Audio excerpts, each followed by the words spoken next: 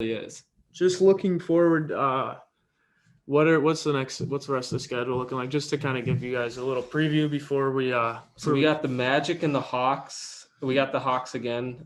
Not tomorrow. We play the Magic tomorrow, which if we do not beat the Orlando Magic, I would be okay. And they're down. They're two of their best players. They're down Markelle Fultz, who's had an incredible start to the season, an incredible end of last season, averaging 20 points and great passer. And I love Markelle Fultz, and he went down with an ACL.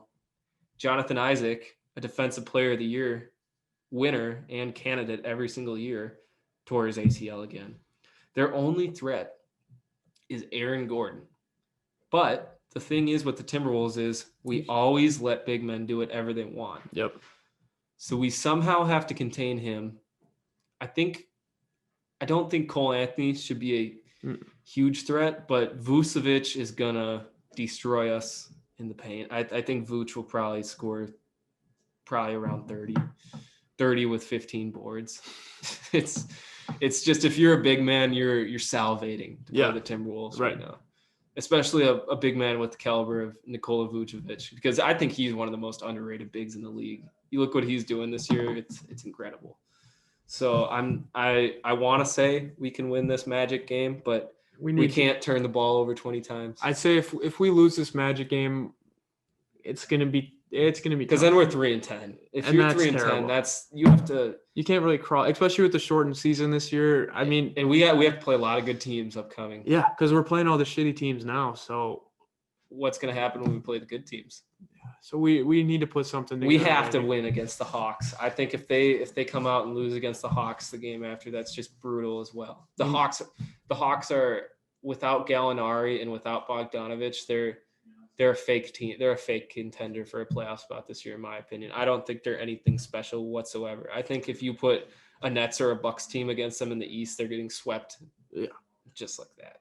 So this is where they have to turn it around. If they go from 3-9 to 5-9 in these next two games, I have faith. That's huge. I have faith. If they can put together just a little winning streak, just win two. A three-game streak would be perfect. Just win two. Just put 2 wins back to back. Because that's what they're going to have to do the rest of this first half of the schedule. They're going to have to win 2, lose 1, win 2, lose 1. That's what they have to do. But right now, it's lose 4, win 1. Yeah, you can't do that. And I know, I get it. We're young, but just once, let's win 2 games. Let's put together we have not put together a complete game besides the Jazz this entire year. And even the Pistons game was not a great game. And this is where Ryan's got to step up. I know he's a nice guy. I know he's a friend of the team, but this is where he's got to be like, hey, listen, guys, like, my job's on the line. Your jobs are on the line. Like, the comment section, even Chris is calling for some of these guys' heads.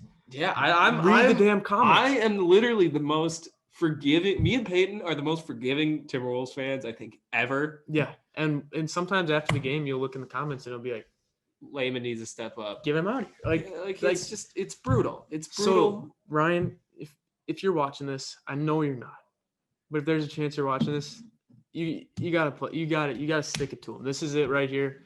Before the game, like, hey guys, we need to win this game. We need to win. This is a must win. This is a must win. Because if we lose these next 2 games, the season, I think, spirals out of control. And you might not be hearing the Timberwolves talk anymore because there's nothing to talk about. Because we try to be. We'll talk about it maybe if they get a top 3 pick next year. Well, the thing is, we don't have a draft pick. Well, we have see, we're so bad right now that we might actually get our draft pick. Really? How? Because it's top 3 protected.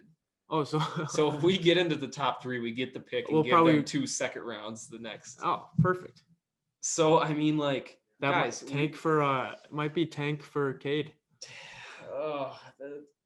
See, the thing is, too, is we have to talk about this for the future, is if we go through another brutal season, what is in Cat's mind after this he's season? gone. He's got to be gone.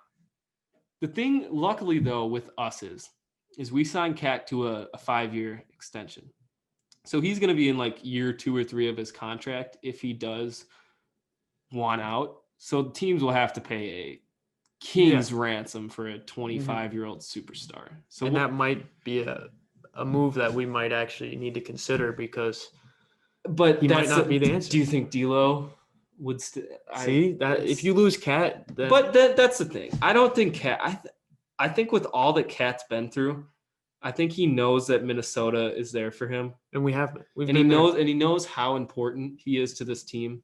I think Cat's gonna stay. I really do. Even if we have a bad season this season, I think he sees how it wasn't a normal season by any means. He broke his wrist. He got COVID. What else could go wrong for him? What else could go wrong? I think he gives Minnesota. I think we give him all the support we possibly can, and I think he knows that. I think he is going to be here at least throughout his contract. Yeah. We'll see about free agency, and it's not his fault if he leaves in free agency. No, and we're not going to hate on him at all. No. And